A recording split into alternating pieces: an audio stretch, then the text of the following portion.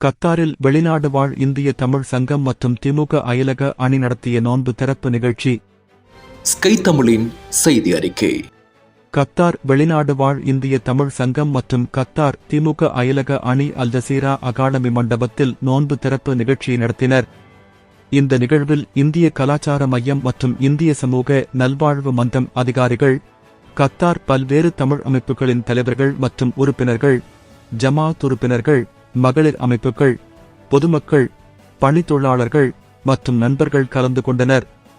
Qatar திமுக அயலக அணி பொறுப்பாளர் திரு மதன்குமார் தலைமையில் சிறப்பான ஏற்பாட்டில் நடைபெற்ற இந்த நிகழ்ச்சியில் கத்தார் அயலக திமுக நிர்வாகிகளான திரு ஆரூர் பாலா, திரு அப்துல் ரஷீத், திரு மதன்குமார், திரு கோபால், திரு சத்யராஜ், திரு பரந்தாமன், திரு அக்கீம், திரு ராஜ்குமார், திரு ரபீக், திரு விவேக், திரு சுகுமார், திரு கூரி செல்வம், திரு பாண்டியன், திரு ஜாபர், திரு அலாவுதீன், திரு ராமமூர்த்தி, திரு வெங்கடேஷ், திரு ரவி முன்னிலையில் நடைபெற்ற இந்த நிகழ்ச்சி அனைவரும் பாராட்டும் வகையில் சிறப்பான முறையில் அமைந்தது.